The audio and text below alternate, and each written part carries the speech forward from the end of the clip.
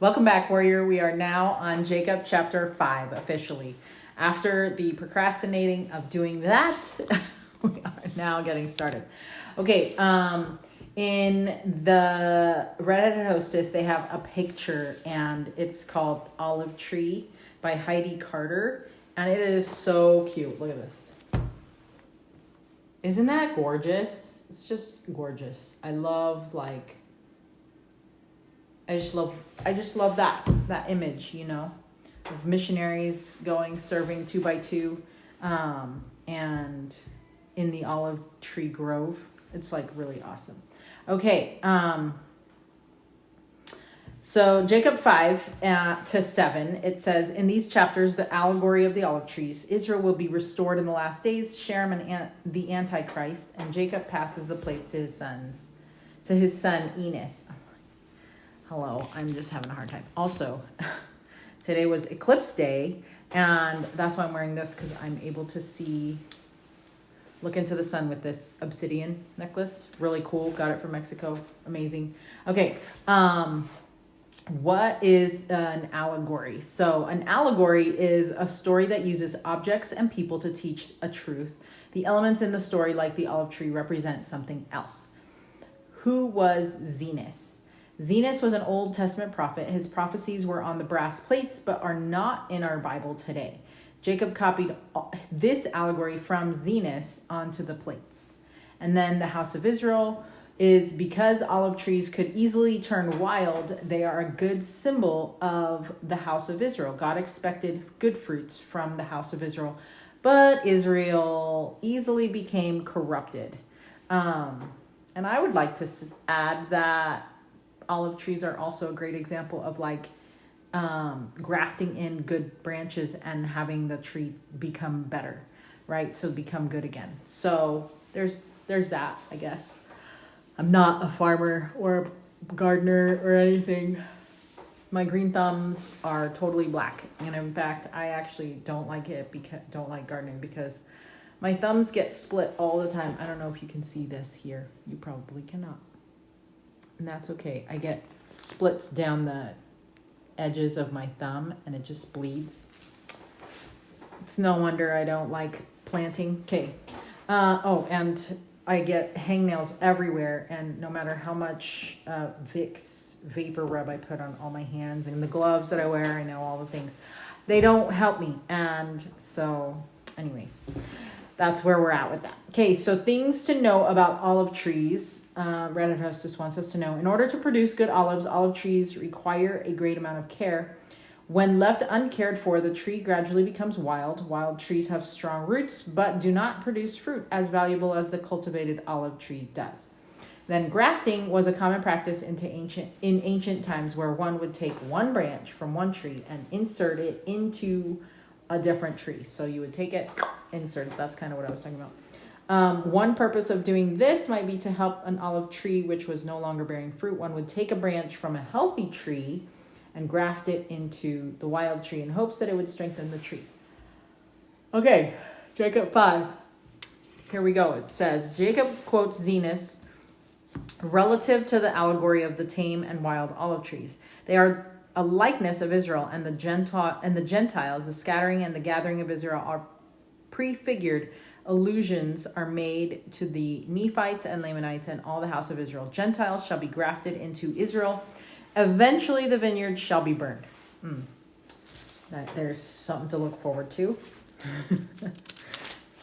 Okay. And then like Nephi and Jacob had quoted Isaiah's prophecies unto the plates, Jacob is now going to copy the allegory from the prophet Zenos.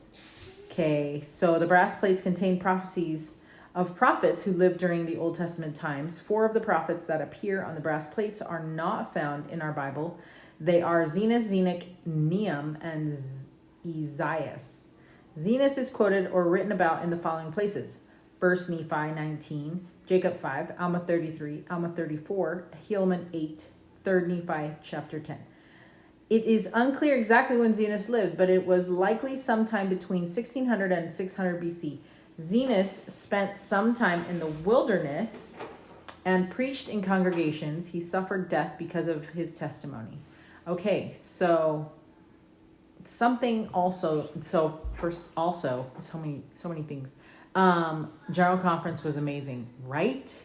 It was so fantastic. This past general conference weekend, like President Nelson's talk on temples and how attending the temple can bless us in all the ways was the highlight for me. And you know that I love temples and attending the temple and all that. So I just wanted to remind you to go listen to President Nelson's talk about it. And he announced 15 more temples, two of which are in Utah, and so wild that they're going to be, one of them is going to be really close to us. I mean,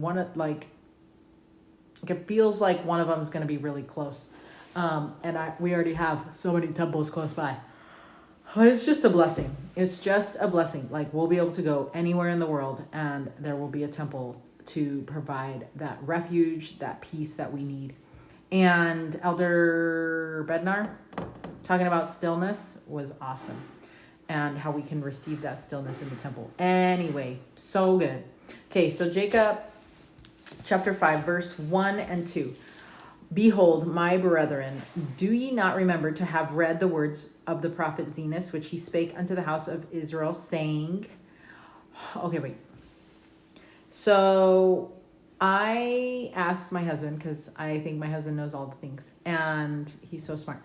And I asked him and he was a missionary. So I feel like sometimes when you're a missionary, you get like extra added knowledge and insight that maybe some of us who have not served missions can receive. Anyway, so I asked him if he knew where the brass plates were, because it seemed that the Nephites, so Lehi, had both the gold plates and the brass plates. Brass plates meaning the New Testament. And I was like, wait, that's true, because Nephi quotes Isaiah. How else would he have that? And also during conference, someone talked about how they didn't have they had the scriptures, but they had the brass plates, but they didn't have they didn't have a copy for every tent. And then I was like, wait, stop. Pause. This is what my teenager would say. Pause. And I wanted to pause and be like, hold up. If I didn't even realize, but if Nephi's family had both sets of plates, why, like, where were they? Were they in the Hill Cumorah also? Like, Joseph Smith didn't hide those, did he? Or maybe he did. I don't know. I'm so confused. And like, how did other people get copies of the brass plates? Because I thought that where did they get those scriptures? Anyway, if you know the answer, please let me know in the comments, because I'm so confused. And I was like, wait, that's so cool that Nephi's family had both the Bible and were creating the Book of Mormon from their experiences and the Bible also. But like, if they had the Bible, why is it so hard for people to accept the Book of Mormon? Right? Like, it feels weird that they wouldn't. Anyways, okay. So yeah, let me know. And maybe I'm asking the wrong questions. Maybe I don't know how to formulate the question that I really want to know. And I want to know how did other people get the Bible to be able to translate it and put it into the Bible, to make the Bible, when Joseph Smith had the Book of Mormon? Like, was somebody else doing the Bible? And how did they get it? Because clearly the Nephites had it first. But then were the brass plates handed down with the gold plates? And at what point did we lose them? Because that's what it seems like. Happened. Anyway, so many things. Okay, fascinating, right? Okay, so stop stalling, Linda. Hearken, O ye house of Israel, and hear the words of me, a prophet of the Lord. Okay, so this is Zenos speaking now. For behold, thus saith the Lord, I will liken thee, O house of Israel, like unto a tame olive tree, which a man took and nourished in his vineyard. And it grew and waxed old and began to decay. And it came to pass that the master of the vineyard went forth, and he saw that his olive tree began to decay. And he said, I will prune it and dig about it and nourish it, and perhaps it may shoot forth young and tender branches, and it perish not. And it came to pass that he pruned it and digged about it and nourished it according to his word. Okay, so we're on verse 5. So it says, this is an allegory about the house of Israel. An allegory is a metaphor where everything represents something else. It can be simple in its meaning, yet complex as it introduces more concepts and develops stages. In this allegory, Zenos compares the house of Israel to an olive tree. Olive trees were extremely valuable to the Israelites. They used the fruit, the olives, for light, cooking, religious purposes, healing, religious purposes, healing, and so that's 4. In order to produce good olives, the trees required a great amount of care, so olive trees were a fitting symbol for the house of Israel, whom God was hoping to receive good fruits from. In Zenos' day, the people would have been very familiar with agricultural methods, more than we are today, probably because not everybody has a cell phone, distracting them from good things. The methods of digging, pruning, and grafting would have been understood. Yeah, so like everybody had to do that. I guess eventually people started realizing, well, so-and-so is better at it than I am. Maybe I should pay them to do it. And then so-and-so would think that I was better at doing this thing. And then they started paying me for it. And then it's like, we'll exchange services. And then boom, that's what happened. Okay, so Joseph Fielding Smith answers the gospel questions. He says, the parable of Zenos, recorded by Jacob in chapter 5 of his book, is one of the greatest parables ever recorded. This parable in and of itself stamps the Book of Mormon with convincing truth. No mortal man without the inspiration of the Lord could have written such a parable. It is a pity that too many of those who read the Book of Mormon pass over and slight the truths which it conveys in relation to the history, scattering, and final gathering of Israel. End quote. Wow. That's, maybe that's why I was avoiding it so much, because Satan was trying to distract me so hard on this, seeing as it is one of the most important chapters in the Book of Mormon, and stamps the Book of Mormon with convincing truth. Okay, and then I'm going to read to 14. So, then verse 6, and it came to pass that after many days it began to put forth somewhat a little young and tender branches, but behold, the main top thereof began to perish. And it came to pass that the master of the vineyard saw it, and he said unto his servant, it grieveth me that I should lose this tree, wherefore go and pluck the branches from a wild olive tree, and bring them hither unto me, and we will pluck off those main branches which are beginning to wither away, and we will cast them into the fire, that they may be burned. I can hear some water, and I don't know what she's doing. We're going to continue. And behold, saith the Lord of the vineyard, I take away many of these young and tender branches, and I will graft them whithersoever I will. And it mattereth not that if it so be that the root of this tree will perish, I may preserve the fruit thereof unto myself. Wherefore I will take these young and tender branches, and I will graft them whithersoever I will. Take thou the branches of the wild olive tree, and graft them in the stead thereof. And these which I have plucked off, I will cast into the fire and burn them, and they may not cumber the ground of my vineyard.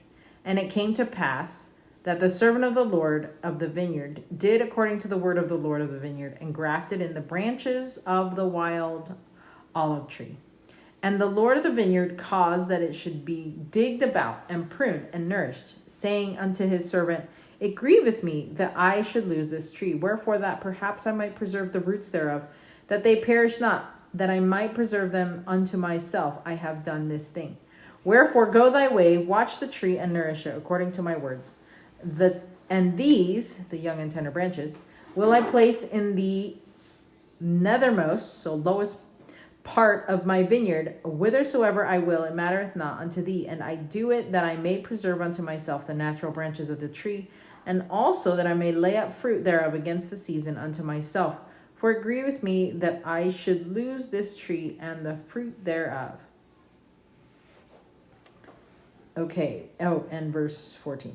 And it came to pass that the Lord of the vineyard went his way and hid the natural branches of the tame olive tree in the nethermost parts of the vineyard, some in one and some in another, according to his will and pleasure. So this is the scattering of Israel. Okay, here we go. Let's see. This is the first visit. And the master or owner of the vineyard comes to visit his trees and finds that one of the tame trees is dying. So he tries to save the tree by doing the things he knows can help the tree. His efforts work, and the tree then grew some new branches. It shoots from the base of the tree, but the main top of the tree was still dying. The master then went to more extreme measures in order to save the tree, and instructed his servant to take the new branches from the dying tree and graft them into the other olive trees in the lowest part of the vineyard. And the servant was also to take the dying branches from the main tree and burn them and replace those branches by grafting in wild branches into the main tree. So, wow. First, I want to notice that the Lord of the vineyard never mentioned, before noticing the corruption or the bad stuff that was happening, never noticed how awesome his vineyard was, or didn't talk about the amazing trees and how they were doing during this visit. And he basically came and noticed that he saw an olive tree begin to decay. So take notice that we're not praising everyone that's doing awesome in the vineyard, but that we're noticing where things are not going right. Okay, because sometimes we wonder, how come so-and-so's not noticing me? Blah, blah, blah, And how come nobody's bringing me cookies? How come, you know what I mean? And you wonder, like, what is going on? Well, what's going on is the Lord knows each of us, and he knows those who will stay strong regardless of what is going on around them. Okay, and sometimes it is hard to be like, well, they're just not active, and so we're putting so much attention towards these people, and instead of focusing on maybe some other people that are steadfast and strong, how come we're not doing something for them? And I just wanted to point that out, that the Lord knows that we're strong. We don't need that extra that extra stuff necessarily. He knows exactly what we need, but we don't need the extra stuff, if that makes sense. He doesn't need to spend additional time trying to help us, because we're already there with him. Like, we're the ones with him spending time serving others, so we are blessed because of that, right? Okay, so the tame olive tree is the house of Israel. The vineyard is the world. Decay or dying tree is sin, disobedience, rebellion, apostasy. So we're focusing on those people. Master of the vineyard is Jesus Christ, pruning, digging, and nourishing the Lord's efforts to save us. Servant is prophets. Branches, groups within the house of Israel, like Lehi's family. Wild olive tree is the Gentiles. Grafting, scattering and gathering of Israel. Burning, punishment for the wicked. Cleansing of Israel. Okay. So, we're at verse 15 now, and we're going to pause right there and we will pick up. Okay, so we are now on Jacob we're still chapter 5, verse 15. Sorry, I had to pause, and you can see I'm in different clothing now. So we're just splitting this up for me, but for you, it's going to be one video. Anyway, okay, 15. And it came to pass that a long time passed away, and the Lord of the vineyard said unto his servant, Come, let us go down. I can't read here. Let us go down into the vineyard, that we may labor in the vineyard. And it came to pass that the Lord of the vineyard and also the servant went down into the vineyard to labor. And it came to pass that the servant said unto his master, Behold, look here, behold the tree. And it came to pass that the Lord of the vineyard looked and beheld the tree in which the wild olive branches had been grafted in. It had sprung forth and began to bear fruit, and he beheld that it was good, and the fruit thereof was like unto the natural fruit. So the original tame tree in verse 3, right? And then the wild branches became good because of the roots of the tree. Okay, and he said that unto the servant, Behold, the branches of the wild tree have taken hold of the moisture of the root thereof, that the root thereof hath brought forth much strength, and because of much strength of the root thereof, the wild branches have brought forth tame fruit. Now, if we had not grafted in these branches, the tree thereof would have perished. And now, behold, Now, behold, I shall lay up much fruit, which the tree thereof hath brought forth, and the fruit thereof I shall lay up against the season unto mine own self. And it came to pass that the Lord of the vineyard said unto the servant, Come, let us go to the nethermost part of the vineyard, and behold, if the natural branches of the tree have not brought forth much fruit also, that I may lay up of the fruit thereof against the season unto mine own self. Okay. So this is up until verse 19. And in the Read It, Live It, the Come Follow Me, or the Don't Miss This peeps have put together, they really like verse 11. And it says, As you read the allegory of the olive tree, the word preserve shows up 20 times. You might want to mark them.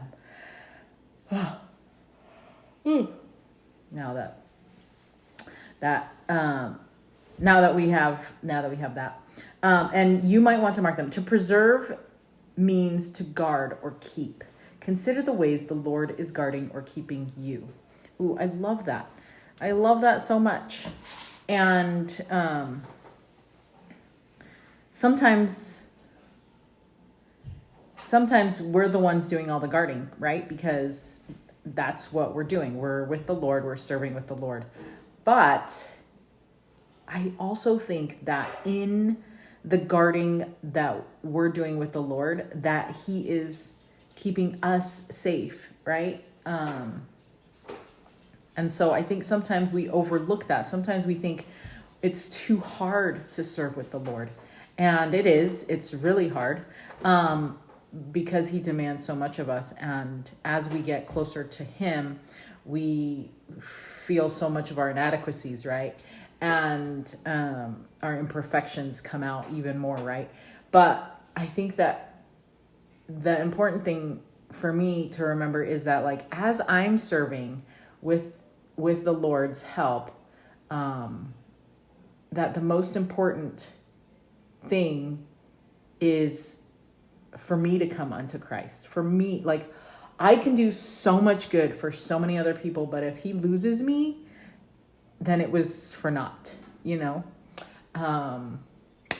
And so I think when I was going through the betrayal trauma, something that came immediately to the forefront was that I wanted to be like Christ. I just kept saying, or I guess this was on D-Day, Discovery Day. And I was praying so hard to just be like Christ, be like Christ. I didn't want it to be about me, because I knew that if I made it about me, that I would fall apart. And I mean, I did, but at the beginning what I wanted to do was I wanted to remind myself that I was a representative of Jesus Christ, and that I needed to, with him, be strong so that I could basically handle what was coming, right? Because after discovery, there's disclosure. And so it was a lot about me serving, right? Me trying to be there, to be a good listener, to be non-judgmental, right? And I didn't want to crumble so much and just turn inward because I had so much pain. But I wanted to stay strong. Because I wanted to get the full story, the full effect, the full scope of what we were dealing with. And in order to do that, I needed to have that strength to be like Christ. And so that's why I was praying while I was listening. I'm like, the number one thing that kept coming to me was just be like Christ, be like Christ, be like Christ.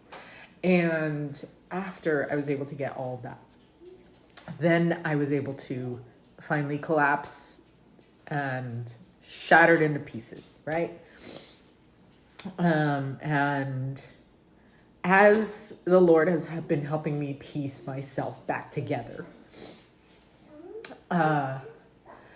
we went to the temple one day, and my husband knows that I love going out of town. So he'll do anything to help me get out of my environment so that we can spend time together, and which I love because he knows that I love to travel, and so he'll use that to help us connect, and I love it, right? But during this time, I was not loving spending time with him, and he knew that, and so there was another opportunity to go out of town for work, and he was like, "Do you want to come?" And I was like, And he's like, "Well, you don't actually have to work, and you can just, relax at the hotel, and that'll give you some time to have some self-care." And I was just like, "Oh, that's awesome."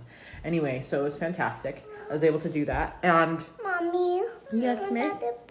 Oh no, sorry, miss. Okay, so then it's not. Okay, so so my husband knows that I love to travel. Anyway, so we went on this trip, and it was awesome. And one day he was like, "Hey, do you want to go to the temple?" And I was like, "What?" And I always love going to the temple. And I was planning on actually going to that temple over there by myself. But then he was like, we could go together. And they only had... Hold on. Okay, so then...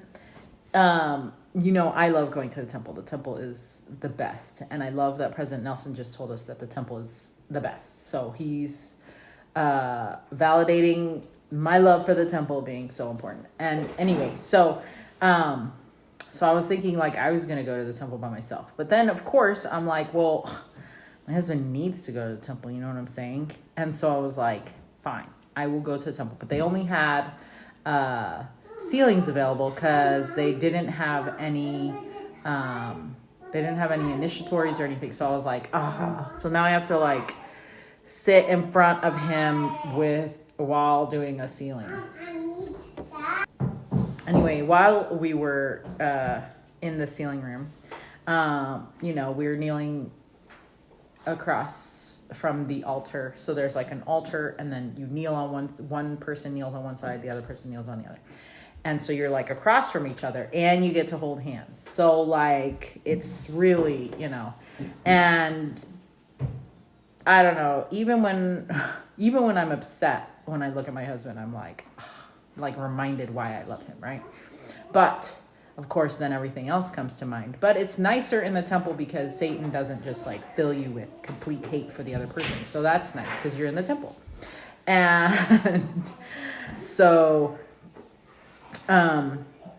anyway, as we were serving, I was trying not to, look at him because I knew. And because like, honestly, I already knew that it wasn't my husband trying to break up our family and that it was Satan. But, it's still hard because it's like you still made a choice to follow him and his ideas and his temptations, right? Anyway, so I was looking at him and I just got this overwhelming feeling that he's a child of God. Of course, right? Because you're in the temple. What other feeling are you going to get about the people that you're serving with? But that wasn't the most important one to me. I know he's a child of God. Okay. And it's I think it's easier to see other people are children of God, but he wasn't trying to, the Lord wasn't trying to show me that he loves Clark more than me, or that he loves Clark and that's it. He was trying to show me if he loves Clark and if Clark is a child of God, then aren't I? And so the Lord that day showed me that I was a child of God and that he loved me. And he basically told me that whatever happens, that he was going to be there with me all the way. And that I could choose to be with this child of God or not. And that he would still love me and be there for me because I am his child. Because I'm a child of God. And that made all the difference for me. Having the freedom to know that the Lord would be there with me no matter what, and that God was going to help me was the best, and whatever choice I made, that he was going to support me and help me through no matter what. And so I think we all need to get to that point, but we all need to get to the point where we understand deeply who we are, because it makes all the difference. And I don't know how I got there, but anyway, how does the Lord guard or preserve or keep me? That's how we got there. Okay. So now we're at verse 19. No, we're at verse 20. We read verse 19. I'm going to start, I think this is good that I didn't do my makeup, but I'm going to start having a rule where I just for sure don't, because look at this. Okay. Here we go. Verse 20. Oh, and yeah, I could go off, but it's fine. We already shared what we wanted to share. Okay, verse 20. And it came to pass that we went forth whither the master had hid the natural branches of the tree. And he said unto the servant, behold these, and he beheld the first, that it had brought forth much fruit. And he beheld also that it was good. And he said unto the servant, take the fruit thereof, and lay it up against the season, that I may preserve it unto mine own self. For behold, said he, this long time I have nourished it, and it hath brought forth much fruit. And it came to pass that the servant said unto his master, how comest thou hither to plant this tree or this branch of the tree? For behold, it was the poorest spot in all the land of thy vineyard. And the Lord of the vineyard said unto him, counsel me not. I knew that it was a poor spot of ground. Wherefore I said unto thee, I have nourished it this long time, and thou beheldest that it hath brought forth much fruit. Okay, so I like that the Lord is planting things in poor spots, and then they actually bring forth a bunch of fruit. Sometimes we don't realize the impact that we're making, and sometimes we think when we're ministering, oh, this is a really bad situation that this person is in, or there's no hope for this person, or we're just making all kinds of judgments. Like, I don't know why I'm even ministering to this person. They don't need me. They don't want me. They don't even say anything. You know what I mean? Like super hard ground or super hard heart, or like sometimes we're like, I don't even know why I'm being sent there, you know? And I just love this one. It's just like, in the least likely place is the most fruit here, like brought forth much fruit. So don't discard those places or those situations that seem like they're the poorest spot in all the land. Okay, just keep going and keep doing. Okay, verse 23. And it came to pass that the Lord of the vineyard said unto his servant, look hither, behold, I have planted another branch of the tree also, and thou knowest that this spot of ground was poorer than the first.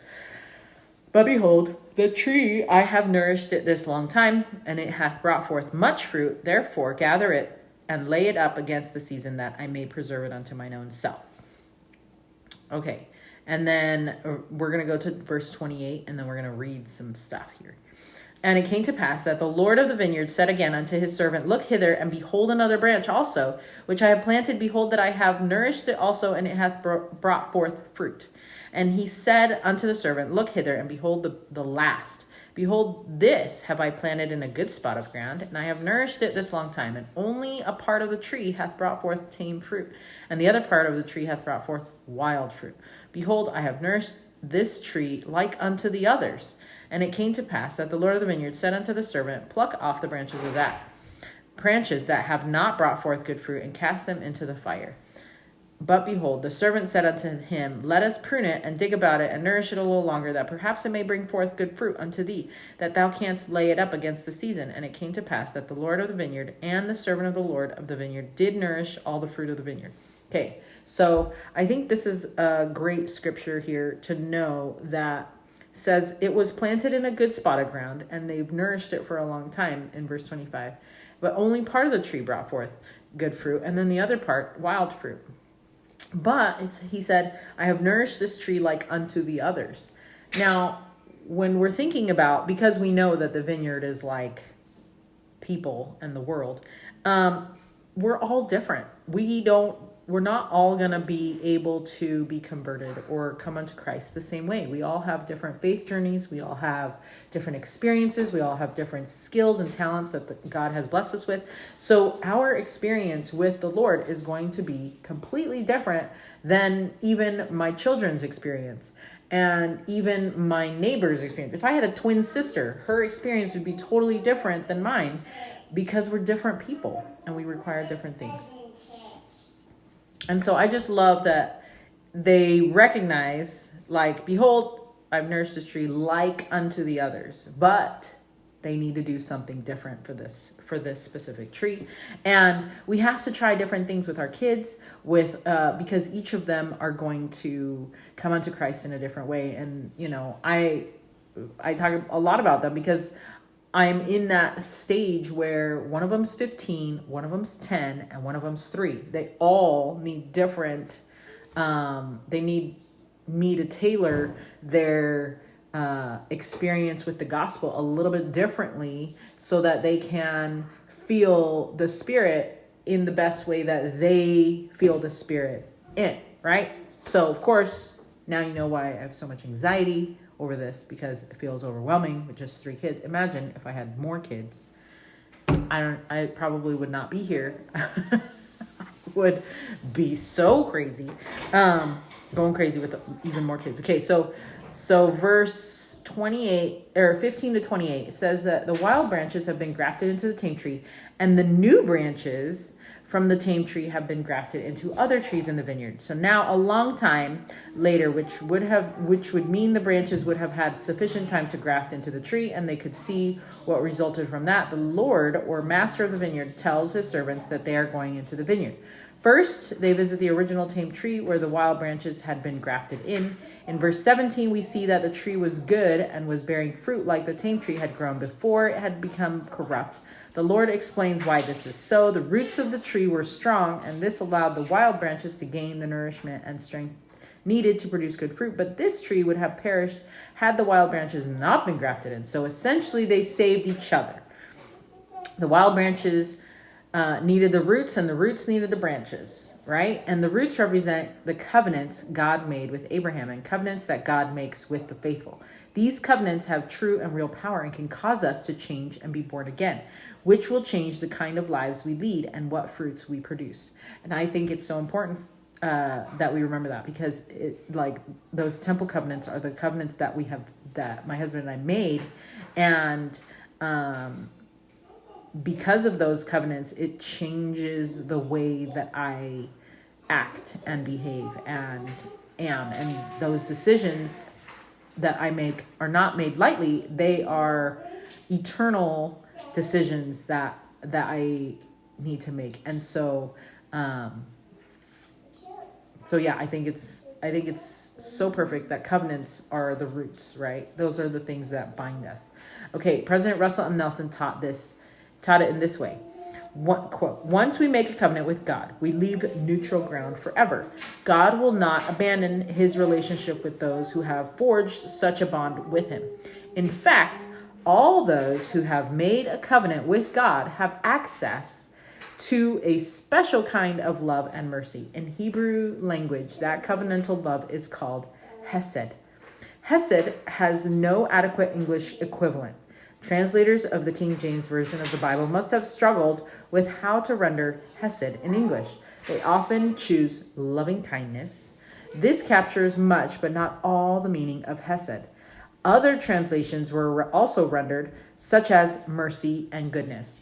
Hesed is a unique term describing a covenant relationship in which both parties are bound to be loyal and faithful to each other. Because God has Hesed for those who have covenanted with him, he will love them, he will continue to work with them, and offer them opportunities to change. I want to eat fish. Okay, let's see if we can find some downstairs. I don't even know if we have any more. But we'll go find some, okay? Okay, because God has Hesed for those who have covenanted with him, he will love them, he will continue to work with them, and offer them opportunities to change. He will forgive them when they repent, and should they stray, he will help them find their way back to him. Once you and I have made a covenant with God, our relationship with him becomes much closer than before our covenant. Now we are bound together. I love this.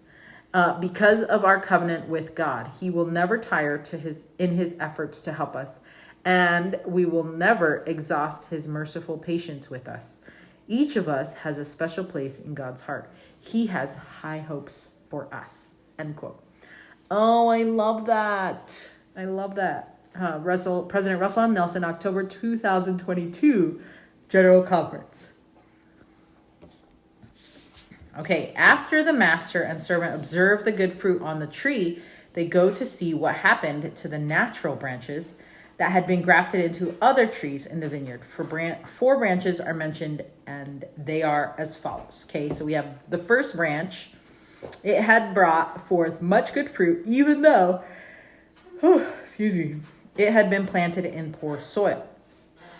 Okay, and then the second branch, it had brought forth much fruit, even though it had been planted in even poorer ground. The third branch, it had brought forth fruit. The branch is not mentioned after this visit. And then the last one, it had been planted in good ground and had brought forth good and bad fruit. When the Lord suggested plucking off the bad fruit, the servant said to wait in case it brings forth good fruit. So this is an allegory, and we don't have specific information to know what each spot of ground represents. But scripture scholars suggest that the original tame tree could represent the time when the Savior was upon the earth and the church was built up with many faithful followers. During this same time, there was great wickedness and faithfulness among the Nephites and Lamanites, which could represent the fourth branch. And the chapter heading suggests this as well. Okay. Why not? I like to think of it as the kind of ground that things are planted in are how our heart is receptive to the gospel and to Jesus Christ. So if we have a hard heart or poor soil, then our heart is not ready to receive. But could be if it was worked, if you work the ground, if you do things. So anyways, okay, I think we have Grandma here. Okay, Grandma's coming soon. So we're going to read verses 29 to 35, because then we'll be on a separate page. Okay, so, and it came to pass that a long time had passed away. Can't read. And the Lord of the vineyard said unto his servant, Come, let us go down into the vineyard, that we may labor again in the vineyard. For behold, the time draweth near, and the end soon cometh. Wherefore I must lay up fruit against the season unto mine own self. And it came to pass that the Lord of the vineyard and the servant went down into the vineyard, and they came to the tree whose natural branches had been broken off, and the wild branches had been grafted in. And behold, all sorts of fruit did cumber the tree. And it came to pass that the Lord of the vineyard did taste of the fruit, every sort according to its number. And the Lord of the vineyard said, Behold, this long time have we nourished this tree, and I have laid it up unto myself against the season much fruit. Grandma's here. And then, but behold, this time it hath brought forth much fruit, and there is none of it which is good. And behold, there are all kinds of bad fruit, and it profiteth me nothing, notwithstanding all our labor. And now it grieveth me that I should lose this tree. And the Lord of the vineyard said unto the servant, What shall we do unto the tree, that I may preserve again good fruit thereof unto mine own self? And the servant said unto his master, Behold, because thou didst graft in the branches of the wild olive tree, they have nourished the roots, that they are alive, and they have not perished. Wherefore thou beholdest that they are yet good. So the roots are still good. And it came to pass that the Lord of the vineyard said unto his servant, The tree profiteth me nothing, and the roots thereof profiteth me nothing, so long as it shall bring forth evil fruit. Okay, we're on verse 28. I'm just kidding, 29. And super fun and exciting. We got to go to the temple last night for the Mount Timpanogos temple for one of our friends in our ward. He's a sealer in the temple, and it was just so special. We got to go with a lot of friends that we know and do some family sealings and seal some families who were from Norway and passed away in the 1720s, 1750s. Anyway, it was really cool. But what was really sad was that several of those families had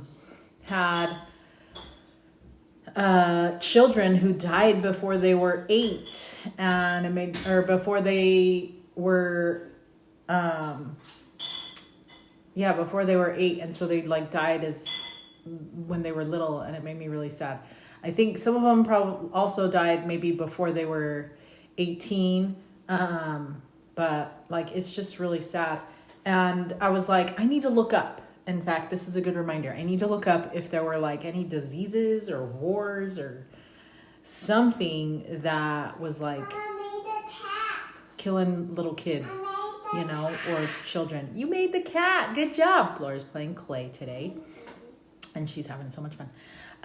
Okay, so anyway, I need to look that up and figure that out, because it was so sad to, every time they would tell us what their family, when they, if they were endowed members or if they were not. If they were not endowed, or at the age that they could be, then that means that they passed away when they were young. And I was like, oh, it's so heartbreaking.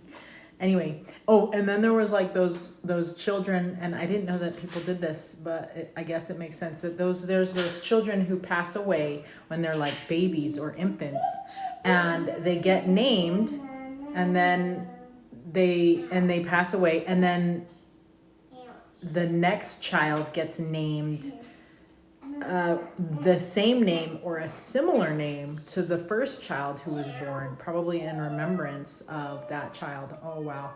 And it was just so harsh. And one of our friends who went with us said that she was named after her older sibling who passed away and had the exact same name but a different middle name. And I was like, wow, I didn't even know that could do, like, you could do that, or that, like, that was a thing.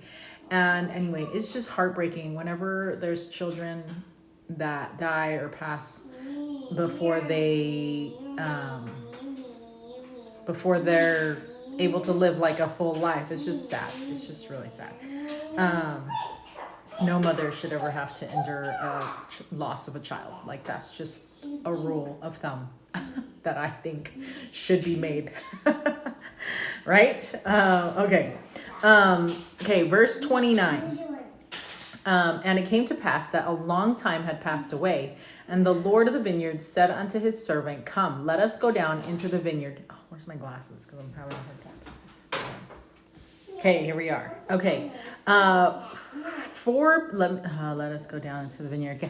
Okay, for behold, the time draweth near, and the end soon cometh. Wherefore I must lay up fruit against the season unto mine own self. And it came to pass that the Lord of the vineyard and the servant went down into the vineyard, and they came to the tree whose natural branches had been broken off, and the wild branches had been grafted in. And behold, all sorts of fruit did cumber the tree. And it came to pass that the Lord of the vineyard did taste of the fruit, every sort according to its number. And the Lord of the vineyard said, Behold, this long time have we nourished this tree, and I have laid up unto myself against the season much fruit. So this is the third visit of the Lord. But behold, this time it hath brought forth much fruit, and there is none of it which is good. And behold, there are all kinds of bad fruit, and it profiteth me nothing, notwithstanding all our labor. And now it grieveth me that I should lose this tree. Wow. Okay, so I'm currently reading a book called 10x is Easier Than 2x. And it just kind of reminds me, like, these little verses kind of remind me of the concept there. And says that the tree that has brought forth a lot of fruit, none of it is good. So sometimes we are spending so much time doing, like, the busy work, okay? Doing busy, right? And we can pile up, like, our lists. But does any of it actually really, like, make a difference? Does it really matter? And is it really helping us progress in life the way that we know that we need to progress? I'm just going to give an example here. Like, does it really help me to pick up toys every single day for, I don't know, all the time? Me having, like, ADHD, I'm, like, focused on doing one thing. By the time I get to the place where I was gonna go, it's like 5 hours later, because 10 different things, distracted me from the one thing that I needed to do. And it included things like picking things up from the floor and putting things away, and maybe the laundry, is the buzzer went off. And so now I need to go switch it. And there's 3 phone calls that I had to get. And, by the time that I go to the thing to sit down and do the thing that I know is going to make a difference, I have no time to do it anymore, because I spend all that time just doing all the, like, little things, right? Or, now I'm hungry because I got to get a snack. So I need to get my snack before I go and do the thing, because, you have to have a snack. And so, or your child needs you, which is totally valid also. And so just all these things. And then you stack up all these things, and none of it was good. Now, he does say that there are all kinds of bad fruit. Now, I would consider some of my bad fruits would be things like getting distracted on social media. Now, I know for work I need to post up, like, all kinds of stuff. And I actually have, like, so many social media accounts that it's just overwhelming to try and post on all of them. And so then instead of doing that, I just scroll, because I'm like, oh, I should at least see what other people are doing. What are they up to? So, compare myself, because that's always been healthy in my life. Not, okay? Nobody said that. And so, like, I'm just so distracted. That would be, if I were to consider bad fruit, that would be something that is bad, where I'm just consuming. That is just bad fruit. Because it looks good on the outside, but then on the inside, it's all gross and mushy. You know what I'm talking about, like the fruit in your fridge that you thought you were going to eat. And then you go to like, okay, I'm going to eat healthy. And then you go to the fruit and it's too late because it's now bad. Or the veggie, right? Like it happens to me with cucumbers all the time. Do you have this with cucumbers? Because like I can't eat cold cucumbers. So, but I leave them in there because I can't eat all of them. So I only ever buy 2 cucumbers at a time because I've learned that if I buy more, then all of them will go bad. So cucumbers, I'll take one out and leave one in the fridge so that I have one available to me. But then I'd rather like be missing a cucumber than have like 10 of them go bad. So anyway, when I finally get to the cucumber in the fridge, it has gone bad. So you don't want those. But we want that good fruit, that good veg, like the good stuff. And so this is just reminding me of that. And the 10x is easier than 2x book is actually really like been helping me understand like, hey, there's things that you do that can move you to a next level. And then there's things that you're doing just because they're on your to-do list and they're easy to do, right? They're easy to knock off the list. But really then what we're doing every day, we're just going through our to-do list and it's not really doing anything to help us progress in life. Whereas if you try to do this 10x thing, you make like these awesome goals or awesome goal, and everything else has to be simplified because of the fact that this one goal is going to take so much energy from you. And so you simplify, you let all the things go. And what is that one thing, and that you could do that would help you progress in that way. And so I'm really loving the book. It's pretty awesome. So if you need to go read it, I'll put a link actually so that you can have that, just because I know it's a really good book. Okay, so here we go. We have a bunch of bad fruit, and the Lord is not happy with that. What are other kinds of bad fruit that there could be? Obviously, I talk a lot about pornography and betrayal trauma, so that would be bad fruit to watch pornography. What's that, miss? Okay, so we're now on verse 33. And the Lord of the vineyard said unto the servant, what shall we do unto the tree that I may preserve again good fruit thereof unto mine own self? Don't we ask that question of ourselves all the time? What can we do tomorrow that's not going to end up like today? With like the disappointment that we didn't step it up a notch, right? Okay, and the servant said unto his master, behold, because thou didst graft in the branches of the wild olive tree, they have nourished the roots, that they are alive, and they have not perished. Wherefore thou beholdest that they are yet good. So the roots are still good. It's just the fruit is not good. So we're establishing the fact that the roots are great. They have good covenants. They've made good covenants. And we're trying, we've tried to focus on Jesus Christ, but what is it that is distracting us? Like, how are we getting that bad fruit from this? Right. And it came to pass that the Lord of the vineyard said unto his servant, the tree profiteth me nothing, and the roots thereof profiteth me nothing. So as long as it shall bring forth evil fruit, I don't know how to read sentences. The tree profiteth me nothing, and the roots thereof profit me nothing. Profit me nothing, so long as it shall bring forth evil fruit. Okay, so basically, it doesn't matter if you've made covenants with the Lord. If your fruit is bad, you're no good to help the kingdom move forward. You're just acting selfishly, right? And that's what we're doing. If I've made covenants to do things and to do things with the Lord, for the Lord, and to provide good fruit, and I'm not providing that good fruit, but my fruit is bad, then you may as well get rid of me. And, not necessarily in that way, like don't kill me off or anything, but like, you know what I'm saying? Like, he's not gonna be able to use me in his work. And then he's gonna go and get somebody else to help him accomplish the work that he wants to accomplish. And this brings me back to like the talents, right? When the Lord gives us those talents and skills, he wants us to do something with them. He doesn't want us to bury them, right? And so if he's blessed us with these things, it's so that we can serve those around us. And then if we are serving those around us, that's good fruit.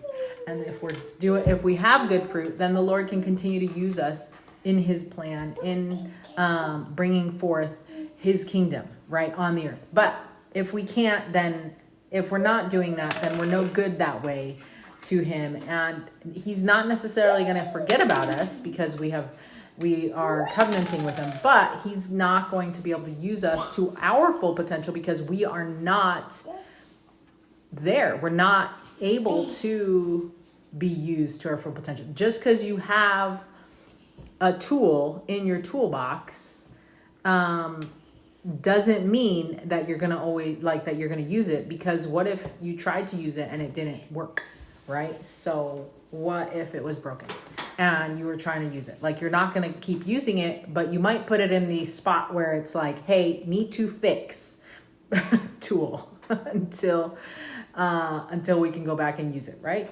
So that's kind of how I'm thinking about it. Okay, nevertheless, he says, verse 36. Okay, hold on. So I'm going to read till 37 and then we'll read something. Nevertheless, I know that the roots are good, and for mine own purpose I have preserved them. And because of their much strength, they have hitherto brought forth from the wild branches good fruit. So, but behold, the wild branches have grown and have overrun the roots thereof. Overrun the roots thereof. And because that the wild branches have overcome the roots thereof, it hath brought forth much evil fruit. And because it hath brought forth so much evil fruit, thou beholdest that it beginneth to perish, and it will soon become ripened, that it may be cast into the fire, except we should do something for it to preserve it. Okay, so the Lord says, so that's what the Lord is saying. And so then it says, another long time has passed. The master and his servant will go and visit the trees again for the third time. And verses 29 to 37 are what they find with the original tree that had wild branches grafted in. This time they found that none of the fruit was good and had all kinds of bad fruit, right? Okay, and then verses 38 to 49 says, and it came to pass that the Lord of the vineyard said unto his servant, let us go down into the nethermost parts of the vineyard, and behold, if the natural branches have also brought forth evil fruit. And behold, if the natural branches have also brought forth evil fruit. So they're trying to check to make sure not everything has been corrupted. And it came to pass that they went down into the nethermost parts of the vineyard, and it came to pass that they beheld that the fruit of the natural branches had become corrupt also. Yea, the first and second, and also the last, and they had all become corrupt. And the wild fruit of the last had overcome that part of the tree which brought forth good fruit, even that the branch had withered away and died. And it came to pass that the Lord of the vineyard wept and said unto the servant, what could I have done more for my vineyard? Okay, so we're at 41. Okay, but we need to read till 49. But anyway, that's sad, right? Right there, where the branch had withered away and died. That happens to my plants and in my yard all the time. It is a little bit sad when they die. But at the same time, I'm like, well, let's take it out because we don't need trash, you know? Okay, verse 42. Behold, I knew that all the fruit of the vineyard, save it were these, had become corrupted. And now these, which have once brought forth good fruit, have also become corrupted. And now all the trees of my vineyard are good for nothing, save it be to be hewn down and cast into the fire.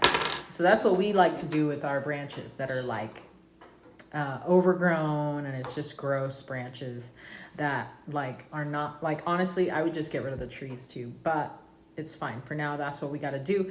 But it's so funny because when they overgrow on top of the rocks, we end up having to cut that off. So that's what we do with those branches. We just put them in the fire, and my husband looks forward to doing that because he loves fire. And verse 43, and behold, this last whose branch hath withered away. Oh yeah, and Flora likes marshmallows because we like to do s'mores in the fire, right? Yeah, in my campfire. In your campfire, that's right. Okay, so and behold, this last whose branch hath withered away, I did plant in a good spot of ground. Yea, even that which was choice unto me above all other plants, other parts of the land of my vineyard. I want marshmallows right now. Oh, you want marshmallows right now? That'd be so delicious. Can we wait a little bit until after I'm done reading? Sure. Okay, thanks. And so this is like the promised land, right? So which was choice unto me above all other parts of the land of my vineyard. Okay, and thou beheldest that I also cut down that which cumbers this spot of ground, that I might plant this tree in the stead thereof. And thou beheldest that a part of thereof brought forth good fruit, and the part thereof brought forth wild fruit. And because I plucked not the branches thereof, and cast them into the fire, behold, they have overcome the good branch, that it hath withered away. And now behold, notwithstanding all the care which we have taken of my vineyard, the trees thereof have become corrupted, that they bring forth no good fruit. And these I had hoped to preserve, to have laid up fruit thereof against the season unto mine own self.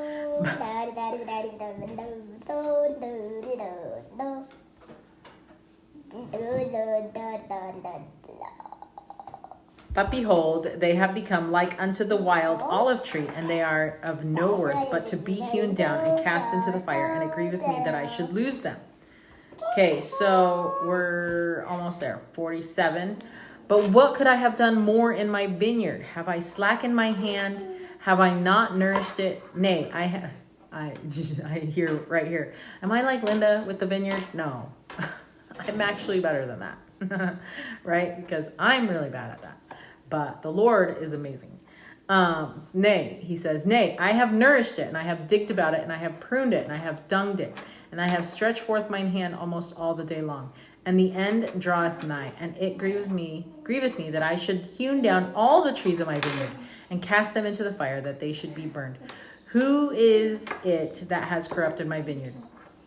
And I have an idea. And it came to pass that the servant said unto his master, it is not the loftiness of thy vineyard have not the branches thereof overcome the roots which are good? And because the branches have overcome the roots thereof, behold, they grew faster than the strength of the roots, taking strength unto themselves. Behold, I say, is not the cause that the trees of thy vineyard have become corrupted? And it came to pass that the Lord of the vineyard said unto the servant, let us go to and hewn down the trees of the vineyard, and cast them into the fire, that they shall not cumber the ground of my vineyard, for I have done all. What could I have done more for my vineyard? Okay, so I love this. Okay, so something that I love is, sorry, got a notification. Something that I love is this little statement right here that he says, what could I have done more for my vineyard? And that reminds me to apply that question. Like, I love to apply that question to my service whenever I'm serving in any calling and in any capacity. Just like that.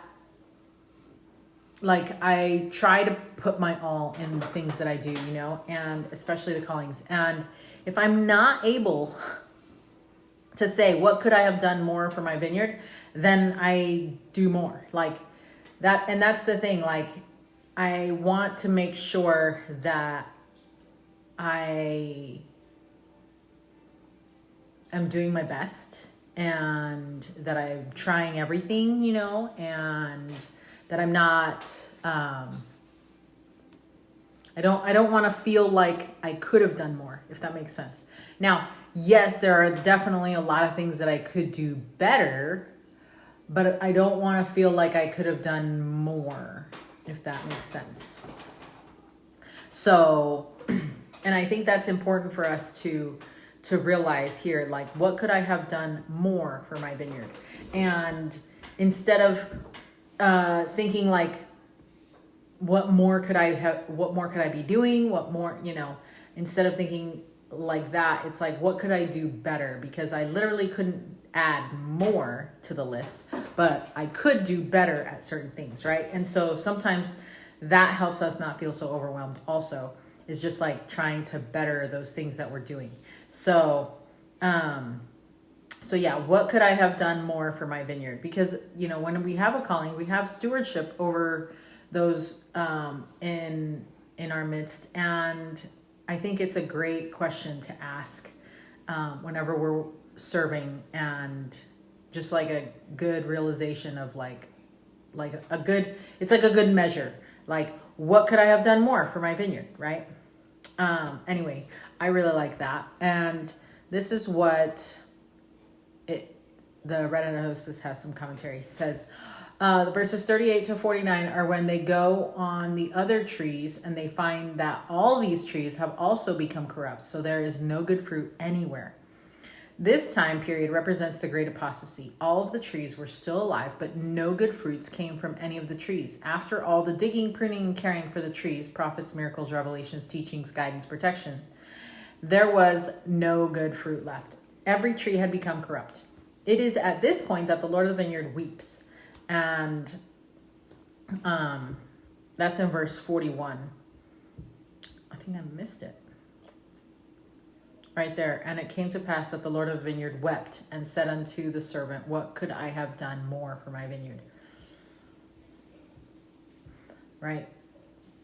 And the Lord has those same feelings, right? Like, sometimes there isn't anything more that we can do, and it's up to our children, up to our friends, up to those we minister, to make the choice to follow Jesus Christ. And there's nothing else that we can do. Like, there's nothing more that we can do. Like, we've ministered to them, we've done our best there, and we've ministered to them in the best way that we know and have learned and have experienced with, and we've shared our skills and our talents, and we've, done those things that we were prompted to do for those people, and yet they still are not, coming unto Christ the way that we might think that they need to.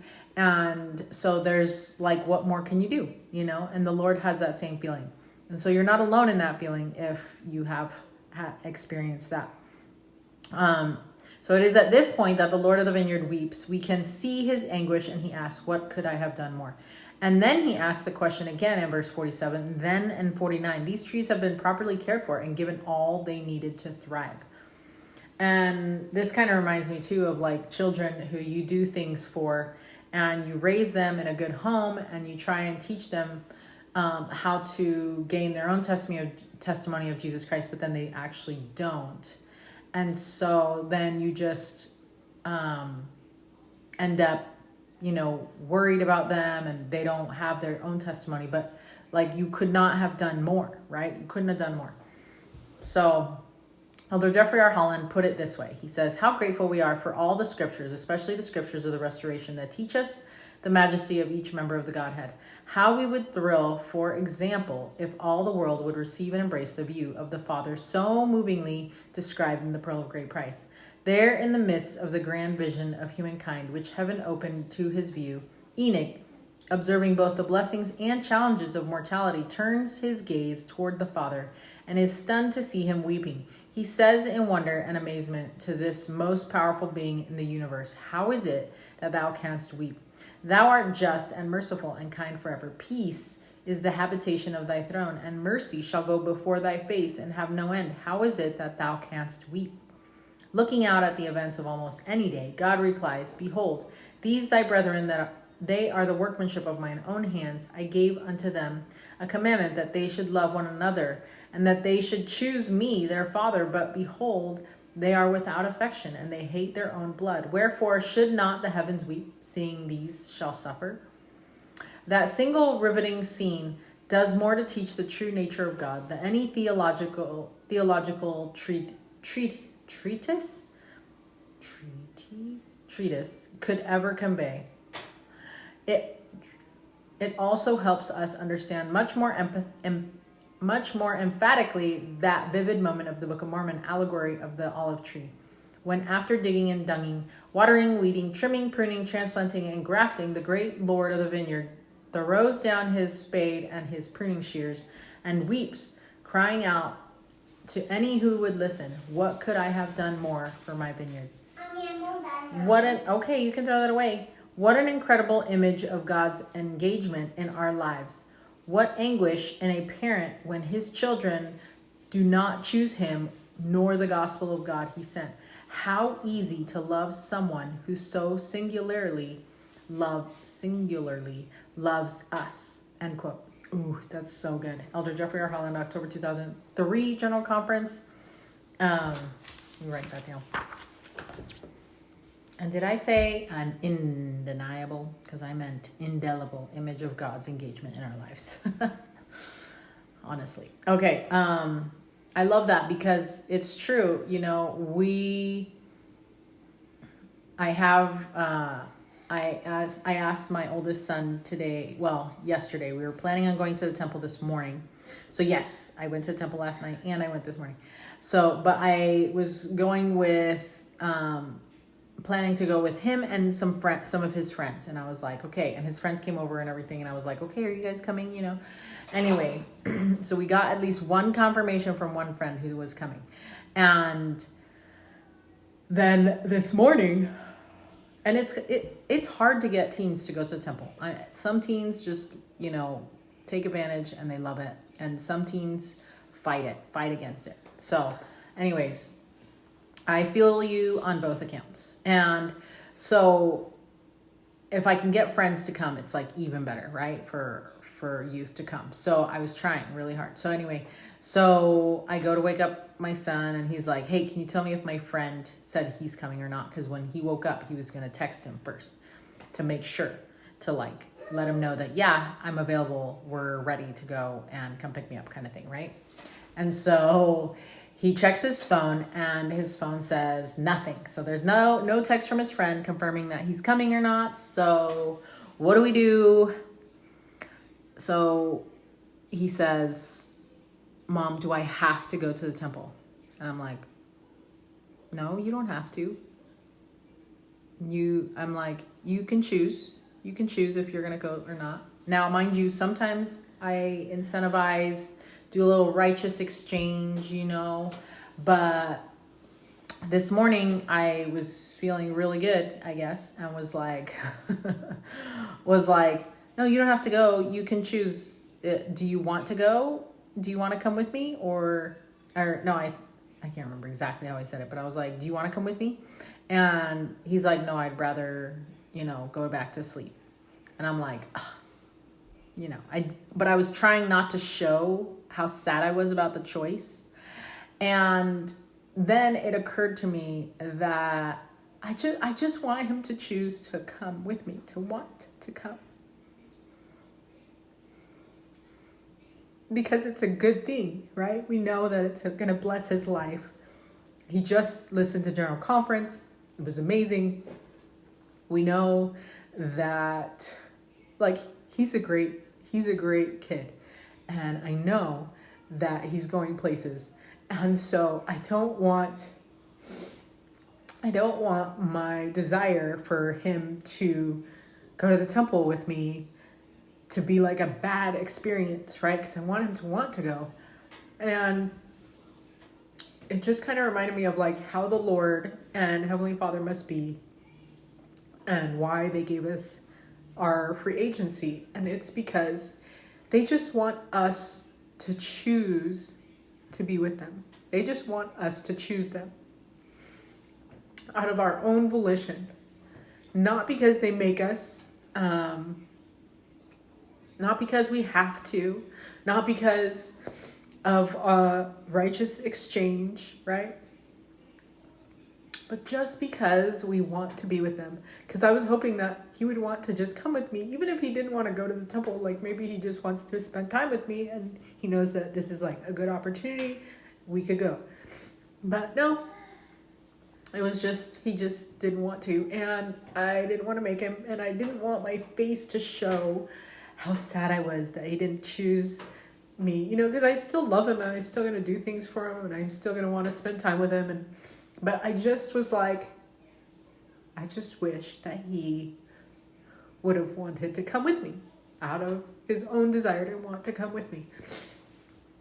And so, yeah, I've been kind of thinking about that today. And then it's great how Elder Holland just says that, you know, when what anguish in a parent when his children do not choose him, nor the gospel of God that he sent. And so, like, it's just hard as a parent. And it brings me back to, like, how, like, what makes us want to spend time with others? You know, and I'm going through and trying to think of what are those things. Now, if you have ideas, you know, let me know. But it was just one of those times where I was just like, I'm going to let him choose, and I want to know what that feels like. And I didn't want him to see how sad I was. So, anyways, I think he's coming. So, okay, so now we're reading a little bit more. Hello. So then they say, the Lord hath cared for the house of Israel as a whole and tried to preserve it by sending branches off to other parts of the world. We know and have studied about the Nephites and Lamanites and have seen the digging, pruning, and care the Lord had given them. They had visions, specific directions, prophets, scripture, the temple, and the Lord himself will come to them. In fact, the Lord visits the Nephites in 34 AD and gives them the fullness of the gospel, and they will be very fruitful. They will be a very fruitful tree for about 300 years. But then corruption will come, and the decline will happen very swiftly in just about 100 years following the 300 years of righteousness. Division and wickedness will cover the land, and the Lamanites will eliminate the Nephites. How quickly they go from a peaceful, fruitful people to a people determined to slay one another. Okay, that was pretty much like the gist of the Book of Mormon in like a paragraph. Notice verse 43 as the Lord laments how this last group, likely the Nephites and Lamanites, see chapter heading, was planted in a good spot of ground, which was the promised land. They were taken to where they would not be influenced by surrounding nations, but they still became a corrupt wild tree. Oh, that's interesting. I didn't even think that they we're trying to move them away from the influence of corrupt nations. But that makes sense. This is a really powerful lesson in verse 48. The roots were good, and they were always good. But the branches grew faster than the strength of the roots, taking strength unto themselves. President Boyd K. Packer used these verses to show how we can easily get off track from the true purpose of the gospel. He gave the below quote: during a time when the church was making some policy changes, the youth activities were being scaled back and were going to be paid for through tithes and offerings instead of by families. That was the scenario at the time, but the principles can be applied at any time period. The focus of all we do should be on the roots, which is Christ, and the covenants we are making as we seek to gain eternal life. Notice how the church is continually moving towards this goal year after year. Now we are really expected to teach the gospel in the homes. Any other source, Sunday school, seminary, etc., is supportive. Also notice the current changes in the youth program, the 4 areas of growth, and the new young women and young men themes. We want our families growing good fruits that are fed directly from the roots, which is Christ, and all the things he provides for us that will save us. Oh, this reminds me of one of the talks. There was a talk that shared something that one of another parent, another mom or something, another family came up with, and it was, what was it? It was something like our gospel instruction is church supported and temple bound. And I really like that. Let me see if I can find it real quick. I found it. It was from Elder Suarez. And he said that it was, I can't remember who it was. But anyway, it was that the gospel is home-centered, church-supported, and temple-bound. And I was like, that is awesome. I really love that. So we're going to use that in our, family too, because I thought that was awesome. And then he talked about how their Valiant 10 class, one of the bishops somewhere that he knows, calls it the temple prep class, because the Valiant 10 class are 11-year-olds, or 10 and 11-year-olds getting ready to go and attend the temple. I guess they're not 11 yet, right? They're just like 10. Anyway, and they're getting ready to go to the temple the following year. And so that is why they call it that. Anyway, so anyway, I thought that was what that reminded me of that. So I thought that was great. And then it says, what he has given us is sufficient. The only way it can grow is if we take strength unto ourselves. And this is what President Boyke Packer says in 1990. It says, some of you have asked why this change should come just when the forces of temptation are surrounding our youth as never before. You ask, do we not need more impressive activities and more meetings rather than fewer? Sometimes more can be less, and sometimes less is more. Even with all we expend and all we do, we are not doing as well as we should, and have little evidence that the expensive activities really secure our youth.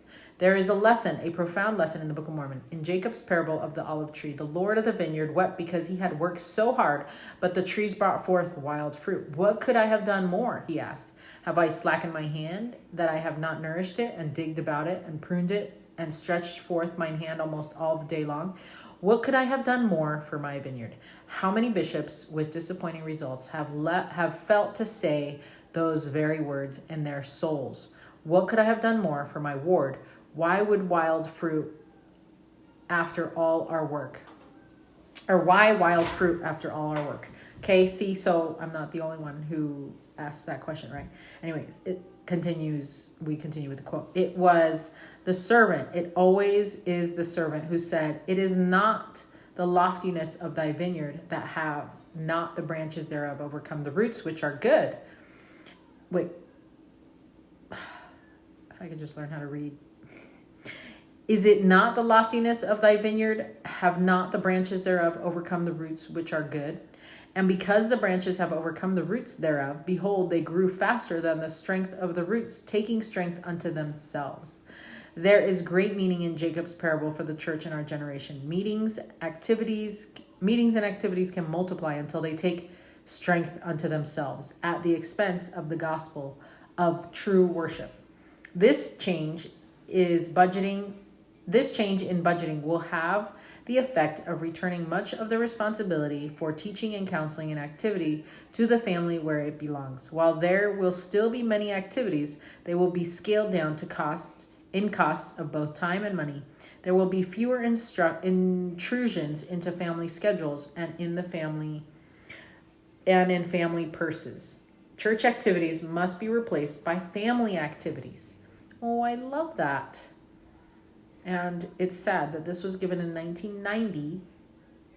And this was when I was 10 and we were living in Florida, and it took like an hour to get to our church building because everything was so spread out. We had no temples in Florida at the time. And even the Orlando temple had not been announced just yet. And so, or at least I don't think it had been. Maybe I'll have to go look that up. And oh yeah, it hadn't been because my first temple trip was to the Atlanta, Georgia temple. So anyway,